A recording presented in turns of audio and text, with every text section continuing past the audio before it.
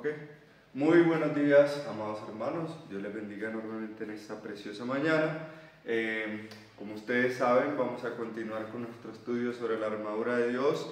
Hoy vamos a estar en la sesión número 6, donde vamos a estar centrándonos en un tema muy importante, como se llama, las razones para confiar en su fuerza, o 3 razones específicamente para confiar en la fuerza de Dios. Para ello quiero que me acompañen por favor a la carta a los Efesios. Como sabemos, nuestro texto base es Efesios capítulo 6, versículo 10. Efesios capítulo 6, versículo 10. Y antes de comenzar, vamos a inclinar nuestros corazones en oración para poner en las manos del Señor el estudio de esta palabra. Así que vamos a orar. Señor Dios, Padre Todopoderoso, gracias te damos, Señor, por esta mañana de domingo. Gracias por tu fidelidad, gracias por tu amor incomparable. Gracias, Señor, por tu grandeza, porque tú, oh Dios, has sido fiel para con nosotros. Tú, oh Dios, has sido maravilloso. Tú, oh Dios, has sido la fuente de nuestra fortaleza y la fuente de nuestra vida. Gracias, Señor, porque de una u otra manera no nos has dejado, no te has apartado de nosotros, Padre. Quizás, Padre, no te hemos buscado con todo el corazón y aún así tú estás allí dándonos la fuerza para poder buscarte. Aún así, Señor, tú has estado allí para poder fortalecernos. Y por eso, Padre Celestial, en esta mañana queremos pedirte que una vez más nos fortalezcamos en ti, que podamos aprender el poder de tu fuerza, que podamos, Señor, aprender la necesidad que tenemos de seguir avanzando en esta vida cristiana. Señor, llena de gracia nuestros corazones, llena de amor nuestros corazones. Quita, Señor, todo el temor y todo el miedo que pueda haber en nuestro ser, Padre. Tú sabes que te necesitamos con todo el corazón. Hoy oramos, Señor, no solo por los que estamos acá, oramos por todo tu pueblo, por la iglesia de Cristo en Itagüí. Que seas tú, Señor, despertándonos para poder predicar tu palabra, para poder enseñar, para poder salir, para poder transmitir la luz del Evangelio a todos aquellos que tanto lo necesitan, Dios. Despierta a tu pueblo, despiértanos y que se cumpla esta palabra que está, si mal no estoy, en Habacuc. Aviva tu obra, Señor, en medio de los tiempos y dala a conocer. Padre Celestial, que el estudio de la palabra en esta mañana pueda ser de edificación para todos nosotros, pues sabes tú, Dios, que somos siervos inútiles, que sin ti nada podríamos reflexionar bien, que sin ti nada podríamos estudiar bien, Padre, pero contigo, Señor, tenemos la seguridad y la libertad de que seremos edificados, seremos consolados y seremos exhortados. Gracias, Padre Celestial. Hoy te alabamos, hoy te adoramos. Y es en el nombre de tu Hijo Jesús en quien oramos, en acción de gracias. Amén. Amén. Bueno, amados, Efesios capítulo 6, en el versículo 10 nos dice: por lo demás, hermanos míos, fortaleceos en el Señor y en el poder de su fuerza. Sabemos que este texto, amados, se divide en dos grandes expresiones.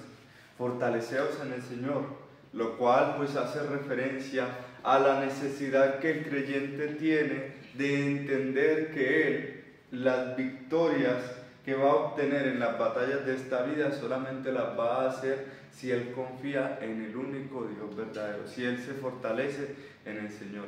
Pues, fuera del Señor, ¿qué podríamos hacer? Nada. Absolutamente nada. Pero con el Señor, como dice uno de los salmos que citábamos anteriormente, en Dios haremos proezas. Esa es la gran diferencia. Ahora, dentro de las últimas 2 sesiones, si mal no recuerdo, empezamos a estudiar esta última frase que se concibe como el poder de su fuerza, o el poder de la fuerza del Señor. Y por lo menos hemos dejado claro una serie de premisas que son fundamentales para que el cristiano entienda la fuerza de Dios. De esta manera hemos dicho que, primero, se nos olvida algo tan importante, y es que nuestro Dios es fuerte. Nuestro Dios es fuerte. Y múltiples pasajes del Antiguo Testamento y del Nuevo Testamento nos hablan no solamente de manera expresa de la fuerza de Dios, sino que también nos hace demostraciones de cómo la fuerza de Dios se ha manifestado durante la historia de la humanidad. Hoy vamos a ver un poco de la historia de la fuerza de Dios. De hecho, En segundo lugar, la fuerza de Dios implica una potencia espiritual superior donde todo es posible. De allí nace la frase que todos conocemos como nada es imposible para Dios. ¿Por qué nada es imposible para Dios? Porque Dios es ¿qué? Omnipotente. ¿Cierto? Porque Dios de una u otra manera recoge todos los atributos que hacen que para Él cualquier cosa sea posible. Obviamente, una cosa es que para Dios cualquier cosa sea posible y otra cosa es que para Dios, que Dios así lo quiera, ¿cierto? Que sea su voluntad. Entonces, esas distinciones son importantes de hacer. Entonces, ¿cómo muestra Dios su fuerza? De eso hablábamos en la última sesión. Dios muestra su fuerza, por ejemplo, haciendo que el mundo funcione, para que podamos nosotros los seres humanos vivir. La carta a los Hebreos, el capítulo 1, versículo 1, nos habla de cómo Dios, ¿cierto?, sostiene todas las cosas por medio de la palabra. Entonces, esa es una forma en la cual Dios muestra su poder. ¿Cómo también muestra Dios su poder? Llevando a los cristianos a que cumplan con su plan establecido desde antaño. El poder de Dios se hace evidente en que nuestras mentes, nuestros corazones, nosotros, seres humanos falibles, podemos a través de su fuerza vivir el Evangelio, vivir la vida cristiana, que evidentemente no es fácil, ¿cierto? Y es imposible para aquellos que están separados de Dios. ¿Cómo muestra también Dios su fuerza? Guardando a su iglesia, ¿cierto? Yo edificaré mi iglesia y las puertas del Hades no prevalecerán contra ella. Han pasado 2000 años y las fuerzas de las tinieblas no han podido con la iglesia, porque aquí seguimos perseverando luego de 2000 años. Así muestra Dios su fuerza. Entonces, cuando el cristiano entiende esto, él debe recordar que Dios tiene toda la fuerza, pero nosotros no. ¿Cuál es la diferencia? Que nosotros le tenemos a Él. Allí está la clave. Dios tiene toda la fuerza, nosotros no, pero nosotros le tenemos a Él. Y por ello es importante que en la mañana de hoy hablemos de 3 razones para confiar en la fuerza de nuestro Dios. Y es que una cosa es que nosotros entendamos la fuerza de Dios y otra cosa es que nosotros confiemos en la fuerza de Dios. ¿Cuál es la diferencia? ¿Cómo se evidencia el confiar, por ejemplo? ¿Cómo pueden ustedes evidenciar el confiar en la fuerza de Dios? Entonces, ¿cómo confiamos en el Señor? ¿Cómo confiamos en la fuerza del Señor? Una cosa es confiar y otra cosa es saber que Dios es fuerte, pero ¿cómo confiamos en Él? ¿Qué dicen al respecto? Nosotros confiamos en el Señor cuando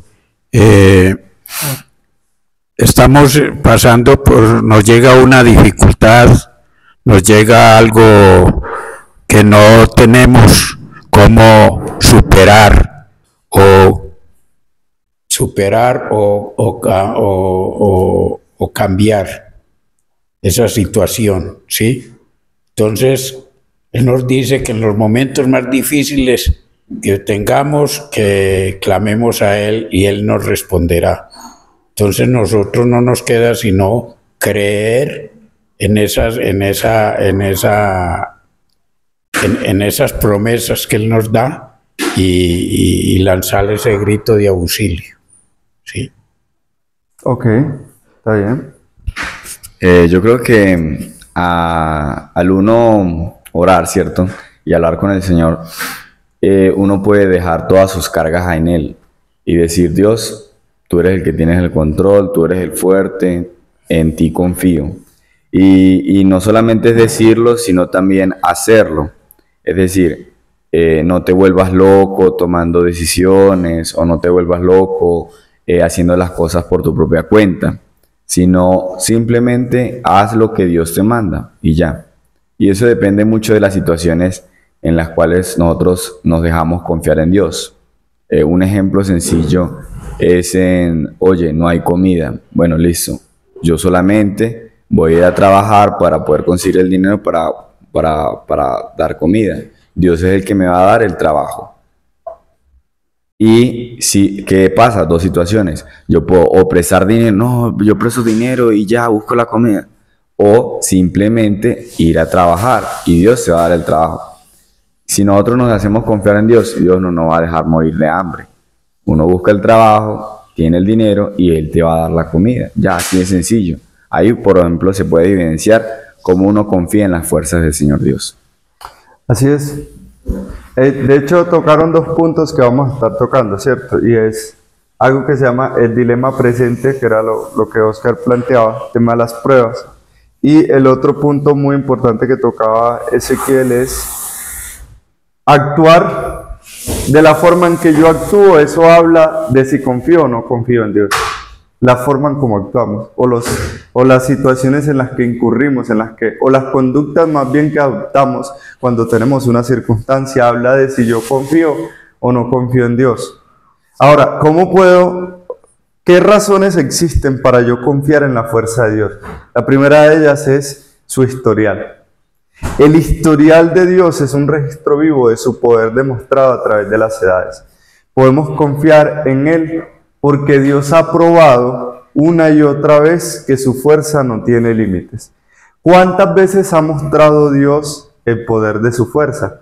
Pueden pensar ustedes, por ejemplo, en algunos eventos bíblicos donde Dios muestre su fuerza. ¿Qué se les ocurre? Por ejemplo, eventos bíblicos donde Dios ha mostrado su fuerza, donde ha mostrado que para Él nada es imposible. Un evento muy visible de su fuerza fue cuando separó el Mar Rojo para abrir un camino en tierra seca y pasar a su pueblo. Este es un gran testimonio de su poder, ¿sí?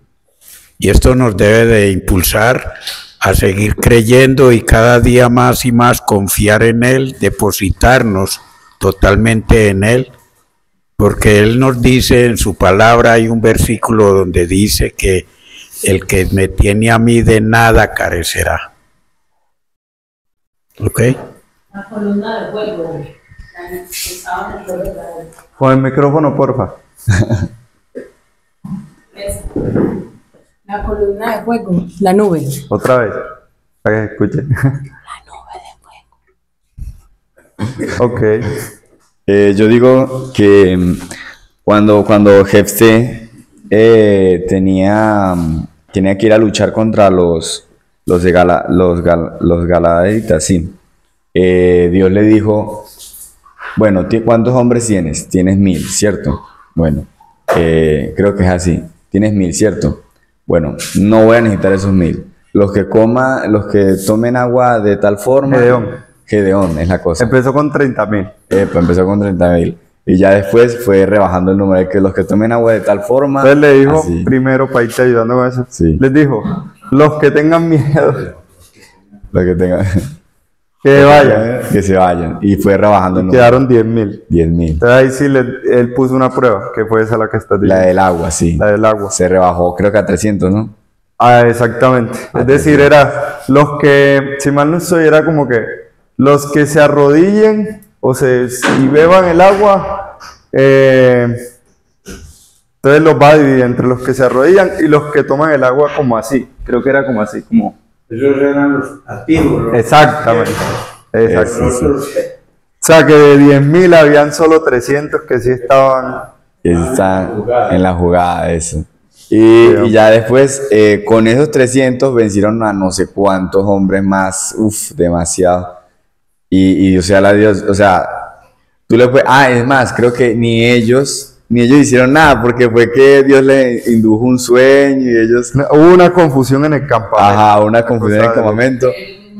Y entre Sí. ellos mismos se mataron. Entonces ellos prácticamente no hicieron nada. No hicieron nada. Pues se solamente terminaron el trabajo nomás. Los madianitas, sí. Contra Madian, sí. Ese sí es real. Bien, hay muchos eventos. Por ejemplo, las plagas de Egipto, ¿cierto? Eso. Y Dios se levanta para traer juicio sobre este pueblo y sobre sus dioses falsos. cómo sacó al pueblo en medio del Mar Rojo, lo llevó por el desierto. Y uno de los hechos de los que yo tenía anotado era lo que decía él. 40 años Dios sostuvo al pueblo de Israel Amén.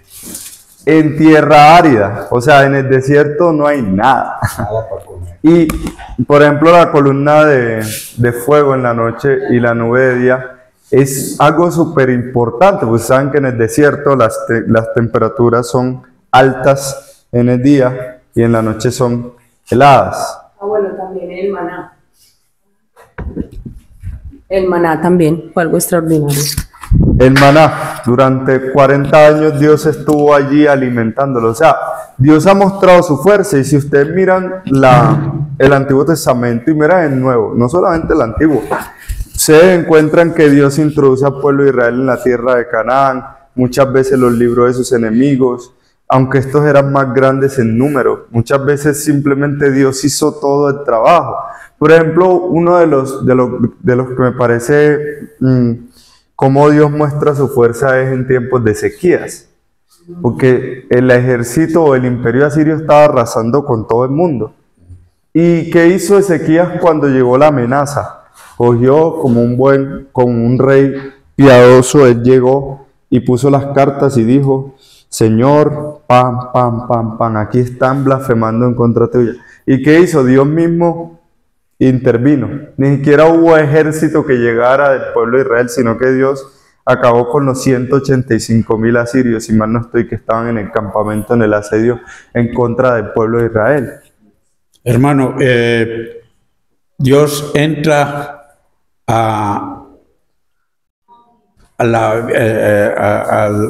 en Génesis, que es el principio de la Biblia, ¿sí? El primer libro, entra con su poder creando la tierra. Eso también es real. ¿Sí? Con el poder de su palabra. Entonces podemos ver que no son fuerzas musculares ni corporales, sino espirituales. Totalmente. Entonces, hay muchos eventos, en los cuales Dios muestra su fuerza. La liberación de los 3 jóvenes del horno de fuego, como Dios también protege a Daniel en el foso de los leones, pero no solamente del Antiguo Testamento. En el Nuevo Testamento hay también muchos eventos. La alimentación de los 5,000, cómo Dios multiplica los panes y los peces.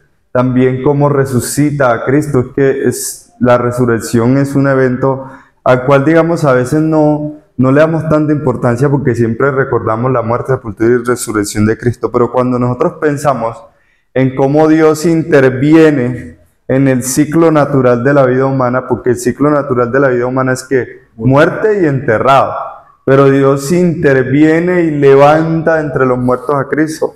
Esa es una forma de mostrar su poder. Ahora, había alguien que decía algo muy interesante que leí hace mucho tiempo, no recuerdo quién fue que lo dijo, y es que una de las formas en las cuales Dios muestra su fuerza es transformando el corazón humano.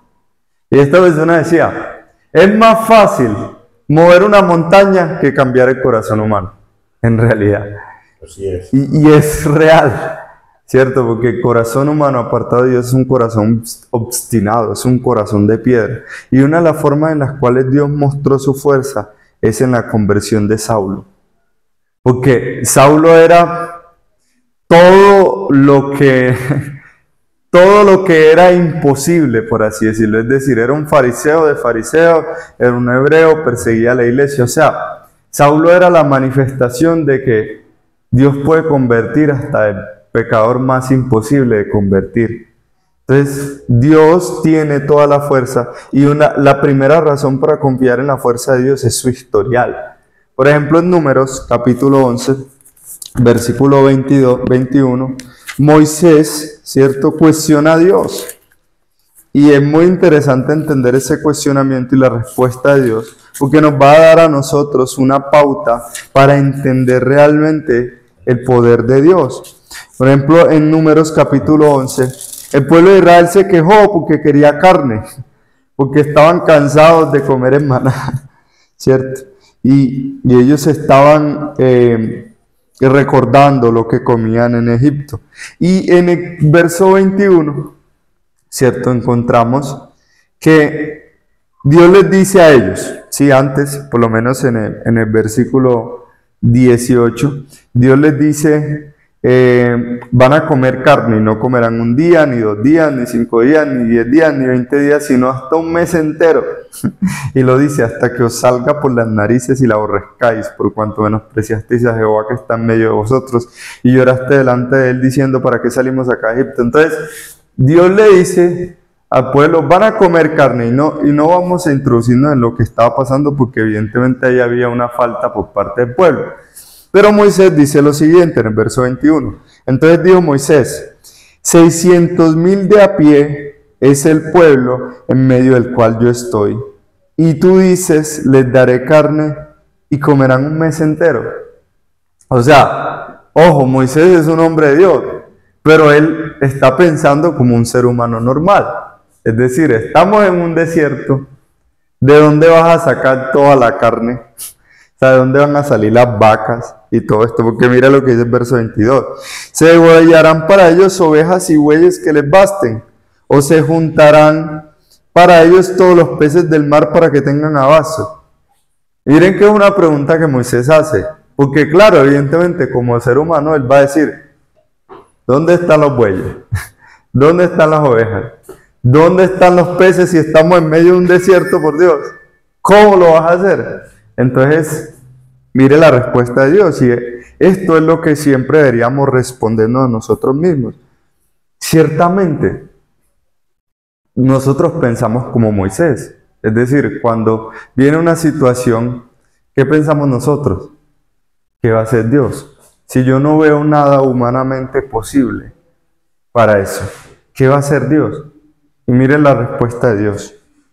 Entonces Jehová respondió a Moisés, ¿acaso se ha acortado la mano de Jehová?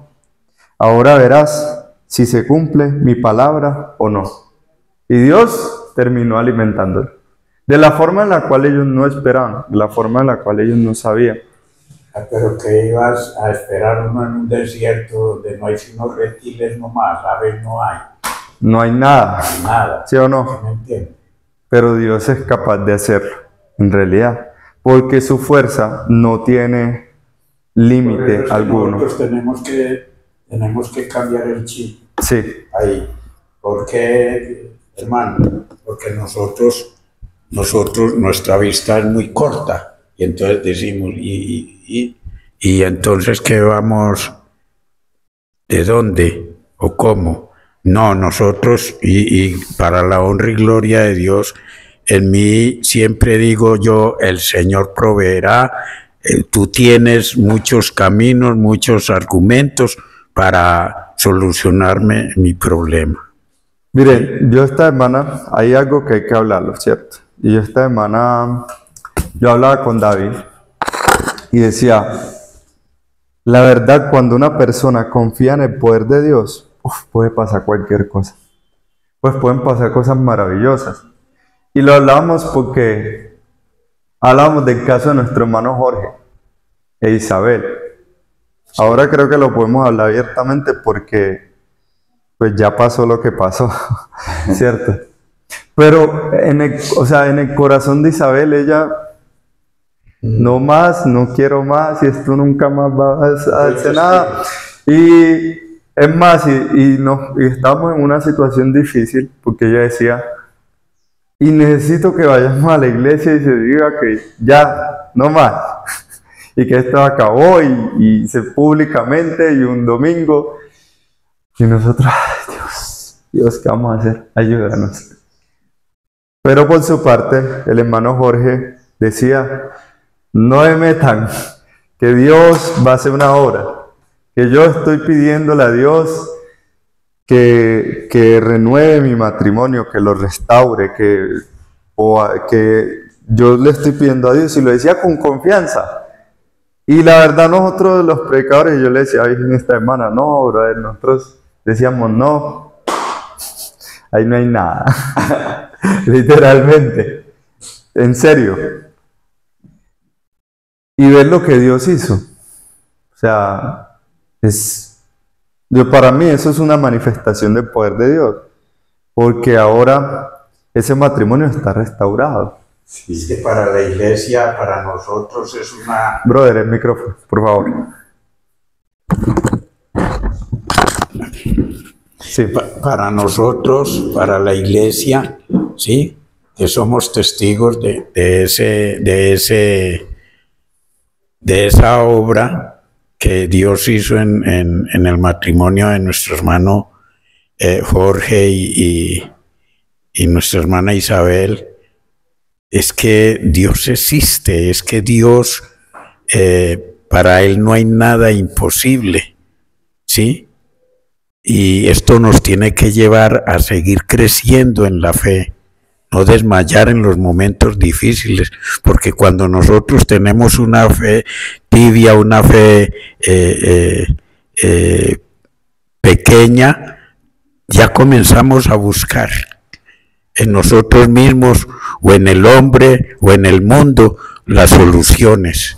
Ya es donde nosotros le frenamos el poder de Dios que actúe en nosotros. Entonces necesitamos es una fe que sobrepase todo lo imposible que estemos viendo en ese momento, ¿sí? En esos momentos difíciles, en esas pruebas que recibimos para bien de nosotros. Entonces, todo esto nos enseña de que para Dios no hay nada imposible. De pronto lo que nos falta realmente es orar profundamente. Eso es lo que va a marcar la diferencia. La segunda razón para que avancemos es que la segunda razón habla de la forma en cómo Dios actúa en medio de tu dilema presente. Es el punto que tocamos sobre las pruebas. Miren, no hay alma sobre la faz de la tierra que pueda atravesar la hora de la tentación sin la fuerza de Dios. Y pensemos en Cristo, ¿sí? Pensemos en Cristo, porque Cristo es la mejor representación de lo que es pasar en medio de la prueba. Cuando Él tenía la más dura prueba delante, ¿qué planteó? Cristo planteó un dilema. Él dijo, pasa de mí esta copa. O sea, ¿qué está diciendo Cristo ahí? No voy a ser capaz. No voy a ser capaz de poder afrontar la hora de la prueba. O sea, para Él la prueba era imposible. Y eso es algo que a veces no entendemos, porque decimos, Cristo, perfecto, Él, Dios, es capaz de hacer cualquier cosa. Sí, es verdad, pero también fue capaz de reconocer y decir, pasa de mí esta copa. No voy a ser capaz. ¿Dónde entonces está o cómo hace Él para vencer ese dilema presente? El dilema de la prueba. Porque es que aquí es donde nosotros debemos entender, y lo he conversado con varias personas, y siempre el mayor error que tenemos es cuando confiamos en nuestra fuerza, cuando confiamos en que yo puedo hacerlo, yo tengo las estrategias, yo tengo el conocimiento para salir victorioso en esta situación, pero en realidad, cuando uno dice, pero no sea mi voluntad, sino la tuya, ese es el momento donde decidimos fortalecernos en el Señor y en el poder de su fuerza. Eso es lo que marca la diferencia. Yo digo que... Manténlo acá, porfa, aquí. Yo digo que hermanos, que ahí en ese momento, ¿sí? Pudo más la obediencia que la debilidad de Cristo. Porque Él vino a hacer la voluntad. Él sabía que tenía que pasar por eso, ¿sí? Y entonces se aferró al hecho más importante que había venido a hacer, que era hacer la voluntad del Padre. Entonces, esto es una enseñanza para nosotros, ¿sí? Porque muchas veces nosotros pedimos, ¿sí? Y creyendo que lo que estamos pidiendo con urgencia va de acuerdo a la voluntad de Dios, ¿sí? Entonces, dame y dame y dame. Tenemos que reaccionar y en esa oración que estamos haciendo, decirle, Señor, mas no sea mi voluntad, sino la tuya, ¿sí? Porque Jesús ahí en ese momento violó la voluntad de Dios. Bueno, no lo planteemos en esa forma, pero... Sí, o sea, pues que se fue con... No, porque no violentó la voluntad de Dios. O sea, una cosa es, digamos, presentar delante de Dios ese dilema presente, pero no violentar, ¿sí? No ha violentado la voluntad de Dios. Son dos cosas diferentes, ¿sí? Importante aclarar ese punto. Lo digo porque ustedes saben que es importante siempre las palabras. Es decir, Jesús siempre estuvo en el centro de la voluntad perfecta de Dios. Pero cada una de las palabras que Él nos muestra... Estamos acá. Cada una de las palabras que Él nos muestra allí, o cada una de las vivencias que Cristo experimentó, son para mostrar testimonio de lo que Hebreos capítulo 4, versículo 16. Eli. Silencio. Hebreos capítulo 4, versículo 15 nos habla, miren, porque no tenemos un sumo sacerdote que no pueda compadecerse de nuestras debilidades, sino uno que fue tentado en todo según nuestra semejanza, pero sin pecado. Acerquémonos pues confiadamente al trono de la gracia para alcanzar misericordia y hallar gracia para el oportuno socorro. O sea, Cristo nos muestra de que Él estuvo sujeto a todas estas tentaciones, a todas las debilidades que el ser humano pudo padecer. Y tuvo la mayor prueba de todas, que la mayor prueba de todas era de hecho, ¿cuál? Enfrentarse a la cruz del Calvario. Pero aunque se enfrentó a la mayor prueba de todas, Él dice, hágase tu voluntad. Hágase tu voluntad. O sea, Él se aferra a la voluntad de Dios. Por encima aún de lo que un ser humano normal diría que sería, pasa de mí esta copa. ¿Sí? Es eso. Entonces, miremos lo que dice William Gurnall. Él dice, lo transcribí todo porque es muy importante. Dice, sin la fuerza de Dios no puedes resistir en la hora de la prueba. El desafío supera a la fortaleza humana. Supongamos que toda tu fuerza está ya comprometida en fortalecer tu alma contra la tentación y que Satanás está constantemente debilitando tu resolución. ¿Qué harás entonces? Que no cunda el pánico. Manda a la fe que clame ante la ventana de Dios, como el hombre de la parábola que pidió pan del vecino a medianoche. Y aquel que guarda su pacto eternamente te proveerá. Cuando la fe falla, sin embargo, y el alma no tiene a quien enviar en busca de la intervención divina, la batalla casi ha terminado y en el mismo instante Satanás cruzará el umbral. Cuando estés en medio de la prueba, no te rindas desesperado. La fe es una virtud obcecada. A no ser que tu alma niegue rotundamente el poder de Dios, este mensajero, la fe, recorrerá el camino bien marcado hasta el trono. La duda hiere, pero no incapacita a la fe. De hecho, a la vez que vacilas acerca de la misericordia de Dios y dudas de si acudirá en tu rescate, la fe se abrirá camino, aunque sea lentamente hasta su presencia. Y el mensaje que allí entregue será, si quieres, puedes hacerme limpio. Pero si finalmente decides que Dios no puede perdonar, ni salvar, ni puede rescatarte, esto le da el golpe mortal a la fe. Entonces tu alma caerá a los pies de Satanás, demasiado desanimada para mantener la puerta cerrada ante la tentación. Recuerda esto, aquel que abandona su fe en medio de la sequía espiritual se puede comparar con el necio que tira su jarra el primer día que el pozo se seca. O sea, tenemos que aferrarnos a Dios y tenemos que aprender a confiar en Él. Finalmente, la tercera razón, su deseo eterno. Dios nos pide que lo concibamos como ¿qué? Como el Todopoderoso. Usted tiene que entender que Dios es todopoderoso. Él es capaz de hacer cualquier cosa.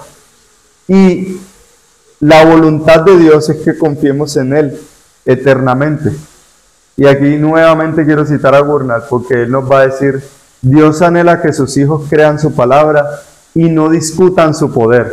Usted no tiene por qué discutir y decir, Dios sí será poderoso, Dios sí será capaz.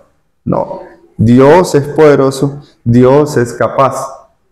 La marca que distinguía la fe de Abraham era que estaba plenamente convencido de que Dios era también poderoso para hacer todo lo que había prometido. Romanos 4:21. Para estimular nuestra confianza, el Señor a menudo interviene de maneras poderosas a favor de su pueblo. A veces permite que surja la oposición para que en el momento preciso se levante un pilar magnífico en memoria suya. Este pilar se alzará sobre la ruina de aquello que disputó su poder. Así, cuando Él interviene, todos tienen que decir: aquí obró el Omnipotente. Y miren, ese es un punto muy interesante, porque nosotros los seres humanos somos ciegos al poder de Dios, en realidad. Y es por ello que Dios tiene que propiciar ciertas circunstancias para que nosotros podamos ver, apreciar y atesorar sus maravillas. Miren, piensen en lo siguiente: el pueblo de Israel en Egipto, él pudo escapar normalmente. Es decir, no sé, yo voy a pensar en alguna forma creativa. Simplemente Dios pudo dejar ciegos a los egipcios durante 10 días y que se quedaran en sus camas ciegos, atados y ya. Y el pueblo de Israel escapar. Pero ¿qué pasa si hubiese sido algo así como fortuito entre comillas? Nadie diría: ah, Dios es poderoso. No. Y Dios tiene que entonces traer las plagas a Egipto, abrir el Mar Rojo, para que la gente pueda apreciar el poder de Dios. Lázaro, ¿cierto? Es muy interesante el tema de Lázaro, porque a Jesús le dicen: el que amas está enfermo. ¿Y qué hace Jesús? En el momento se queda. Él no va, él se queda. Y entonces cuando Jesús llega, ya está muerto, ya lleva 4 días. Y María le dice: Señor, si hubieras estado aquí, él no estaría muerto. O sea, como quien dice: tu poder depende de dónde estás, como limitando el poder de Dios. No. Y entonces después cuando le dicen: sáquenlo de allá, ¿qué dice ellos? No, ya lleva 4 días, lleve. ¿Para qué lo vas a sacar? Limitando el poder de Dios. Entonces, Dios permite todas estas circunstancias de que lleve 4 días, de que pasó todo este tiempo para mostrar de que Él tiene poder para resucitar a este hombre. Es una cosa de locos. Uno de los ejemplos, el ciego de Juan 9. Le preguntan: Señor, ¿quién pecó? En Juan 9, de hecho lo voy a leer. Juan 9:1. Juan 9:1. Dice: al pasar Jesús vio a un hombre ciego de nacimiento, y le preguntaron sus discípulos diciendo: Rabí, ¿quién pecó, este o sus padres, para que haya nacido ciego? Entonces mire lo que dice Jesús. Respondió Jesús: no es que pecó este ni sus padres, sino para que las obras de Dios se manifiesten en él. O sea, Dios, y quiero que lo dimensionen de esta forma, permitió un hombre ciego de nacimiento para mostrar su poder en él. Y luego este hombre ciego de nacimiento, cuando se enfrenta a los líderes judíos, muestra cómo ahora tiene un corazón transformado, un corazón lleno de fe, porque él le responde de una manera directa a los líderes religiosos del pueblo y les dice: este hombre tiene algo de parte de Dios. Entonces, Dios tiene que permitir circunstancias en nuestras vidas para que nosotros podamos dejar la ceguera y ver el poder de Dios. Retomo el ejemplo de ahorita. Es que ahorita te cité, David. Estábamos hablando del tema de Jorge. O sea, cómo Dios transforma el corazón de una persona por la oración de Aguimay. Y también las circunstancias que tuvieron que vivir para llegar a ese resultado. O sea, miren, ahora podemos hablar con fe y con confianza de que Dios restauró un matrimonio. Porque alguien también confió en que Dios podía hacer eso, de que Dios era poderoso para restaurar. Maravilloso. Es que, hermano, cuando yo leí el testimonio del hermano, ¿sí? Yo ahí mismo comencé a meditar que esto era una obra de Dios, era un propósito de Dios para nosotros, ¿sí? ¿Por qué? Porque es que no es fácil poner ese testimonio a la luz de la iglesia. Eso fue impulsado por Dios. Entonces, yo comencé a meditar y decía yo, para mí mismo decía, Hombre, así estamos nosotros de débiles en la fe, ¿sí? La fe en Dios, porque mire lo que hizo. Eso es directamente para la iglesia. Así es. Entonces, cuando padezca una terrible enfermedad, una situación económica crítica, un hijo que se ha apartado de los brazos del Señor, quizás es la circunstancia a través de la cual usted va a ver el poder de Dios. Por eso en esos momentos es donde debemos confiar y confiar en su mano maravillosa. Permítanme concluir la clase de esta mañana, y es que tenemos muchas razones para confiar en la fuerza de Dios. ¿Desconfías tú de la fuerza de Dios?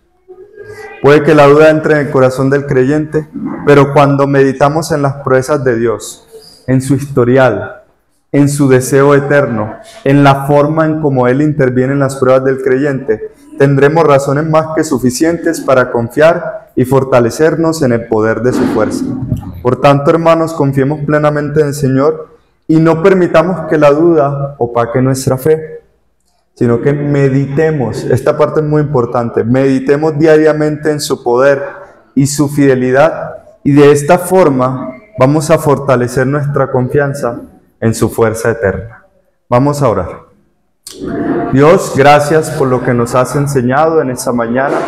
Gracias por tu fidelidad, por tu bondad, por tu amor, por tu misericordia, por tu gracia. Señor, de una forma u otra nos has mostrado el camino a seguir.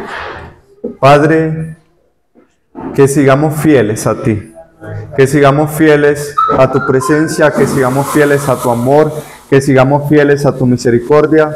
Ayúdanos, Señor, a hacer tu voluntad y que cada día confiemos en el poder de tu fuerza. Gracias te damos, Señor, y es en el dulce nombre de Jesús en quien oramos, en acción de gracias. Amén. Amén. Dios les bendiga. Amén.